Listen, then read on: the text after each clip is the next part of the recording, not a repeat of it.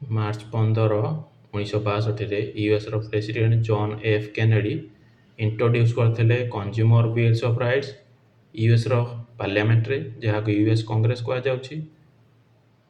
ଏ ବିଲ୍‌ରେ 4ଟି consumer rights ମଧ୍ୟ ଥିଲା, ଯେଉଁଥିରେ ହେଉଛି right to safety, right to be informed, right to choose, right to be heard.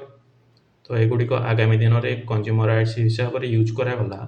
ତ ଏହି ଦିନଟିକୁ ମନେ ରଖି ମାର୍ଚ୍ଚ 15, 1983ରେ ୱାର୍ଲଡ କନଜ୍ୟୁମର ରାଇଟ୍ସ ଡେକୁ ସ୍ଥାପନ କରାଗଲା। କନଜ୍ୟୁମର୍ସ ଇଣ୍ଟରନ୍ୟାସନାଲ ଦ୍ୱାରା କନଜ୍ୟୁମର ଇଣ୍ଟରନ୍ୟାସନାଲ, ଯାହାର କି ଏଷ୍ଟାବ୍ଲିଶମେଣ୍ଟ ହେଇଥିଲା 1 ଏପ୍ରିଲ 1960ରେ, ହେଡକ୍ୱାର୍ଟର ଅଛି ଲଣ୍ଡନରେ। ୱାର୍ଲଡ କନଜ୍ୟୁମର ରାଇଟ୍ସ ଡେ ର ଥିମ୍ ଅଛି ସେଫ୍ ପ୍ରଡକ୍ଟସ୍, କନଫିଡେଣ୍ଟ କନଜ୍ୟୁମର୍ସ। ମାର୍ଚ୍ଚ 15 ମଧ୍ୟ international day two combat Islamophobia ରୂପରେ ପାଳନ କରାଯାଉଛି 2022 ଠାରୁ ୟୁନାଇଟେଡ୍ ନେସନ ଜେନେରାଲ ଆସେମ୍ବଲି ଦ୍ୱାରା। ଏହାର କହିବା କଥା ଯେ ଟେରରିଷ୍ଟ କେବଳ ଇସଲାମ ଧର୍ମରୁ ନୁହେଁ, ଯେକୌଣସି ଧର୍ମରୁ ହେଇପାରନ୍ତି, ତେଣୁ ଇସଲାମ ଧର୍ମକୁ ଭୟ କରିବା କିମ୍ବା ଘୃଣା କରିବା ଅନୁଚିତ। ୱାର୍ଲଡ ପାରା ଆଥଲେଟିକ୍ସ ଗ୍ରାଣ୍ଡ ପ୍ରିକ୍ସ 2026, ଯେଉଁଟାକି ନୂଆଦିଲ୍ଲୀର ଜବାହରଲାଲ ନେହେରୁ ଷ୍ଟାଡିୟମରେ ହେଉଥିଲା, ଏଠି ଇଣ୍ଡିଆ 208ଟା ମେଡାଲ ନେଇ ପ୍ରଥମ ପୋଜିସନ ଅକ୍ତିଆର କରିଥିଲା।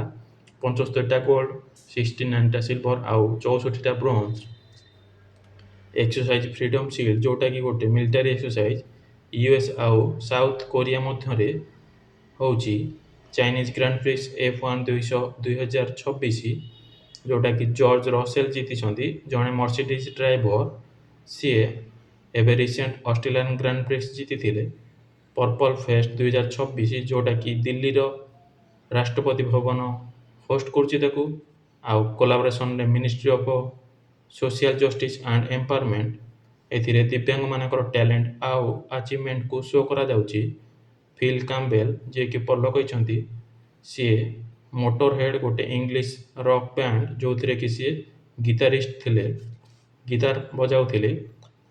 ଆର୍ ବୈରାମୁଲୁ, ଯିଏକି 60ତମ ଜ୍ଞାନପୀଠ ଆୱାର୍ଡ ପାଇଛନ୍ତି 2025ର। ଇଏ ଜଣେ ତାମିଲ କବି।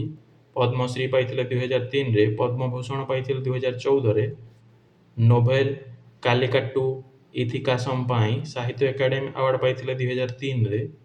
59th ଜ୍ଞାନପୀଠ ଆୱାର୍ଡ ପାଇଥିଲେ ବିନୋଦ କୁମାର ଶୁକ୍ଲା, ଜଣେ ହିନ୍ଦୀ କବି।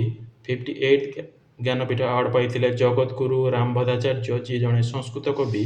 ଗୁଲଜାର, ଯିଏକି ଜଣେ ପାଇଥିଲେ ଏଇ 58 ଜ୍ଞାନପୀଠ ଆୱାର୍ଡ, ସିଏ ଜଣେ ଉର୍ଦ୍ଦୁ କବି। Indian space research organisation successfully conduct କରିଛି CE-20, ଯେଉଁଟାକି ହେଉଛି କ୍ରାୟୋଗେନିକ ଇଞ୍ଜିନ୍। ଏ ଇଞ୍ଜିନଟାକୁ ସକ୍ସେସଫୁଲି ଟେଷ୍ଟ କରାଯାଇଛି, ଯେଉଁଟାକି ପେଲୋଡର କ୍ଷମତା ବଢ଼େଇବ। ଏଇଟା ଗୋଟେ ରକେଟ ଇଞ୍ଜିନ୍, ଯାହାଦ୍ୱାରା କି ରକେଟରେ ଯେଉଁ ସାମାନ ଯାଉଛି ତାର ଅଧିକରୁ ଅଧିକ ସାମାନ ଯାଇପାରିବ, ତାର ଲୋଡର କାପାସିଟି ବଢ଼େଇବାରେ ଇଏ ସାହାଯ୍ୟ କରିବ। ସେପ୍ ଅଫ୍ ମୋମୋ, ଯେଉଁଟାକି ଗୋଟେ ସିକିମିର ଫିଲ୍ମ, ସିକିମି ଲାଙ୍ଗୁଏଜର ଫିଲ୍ମ। ଡାଇରେକ୍ଟର ଅଛନ୍ତି ତ୍ରିବେଣୀ ରୟ। ଏଇଟା ଅନେକ ଗୁଡ଼ିଏ ଫିଲ୍ମ ଫେଷ୍ଟିଭାଲରେ ତାକୁ ସ୍କ୍ରିନିଂ କରାଯାଇ ସାରିଲାଣି। ଓସବେକିଆ ଜୁବେନଗର୍ଗିଆନା, ଯେଉଁଟାକି ହେଉଛି ଗୋଟେ ନୂଆ ପ୍ଲାଣ୍ଟ ସ୍ପେସିସ୍, ଯେଉଁଟାକର ନାଁ ଦିଆଯାଇଛି ଜୁବେନ ଗର୍ଗ, ଯିଏକି ଏବେ ଜଣେ ଆସାମୀ ସିଙ୍ଗର ମୃତ୍ୟୁବରଣ କରିଥିଲେ ରିସେଣ୍ଟ, ତାଙ୍କରି ନାଁରେ ନାମକରଣ କରାଯାଇଛି। ଏଇଟା ଦେଖାଯାଇଛି ଏ ପ୍ଲାଣ୍ଟଟିକୁ ଗ୍ରାସଲ୍ୟାଣ୍ଡ ଅଫ୍ ମାନସ ନ୍ୟାସନାଲ ପାର୍କରେ, ଯେଉଁଟାକି ଅଛି ଆସାମରେ। ମାନସ ନ୍ୟାସନାଲ ପାର୍କ, ଯେଉଁଟାକି ଗୋଟେ ୟୁନେସ୍କୋ ହେରିଟେଜ ସାଇଟ୍ 1992ରେ ହେଇଥିଲା, ୟୁନେସ୍କୋ ନ୍ୟାସନାଲ ହେରିଟେଜ ସାଇଟ୍।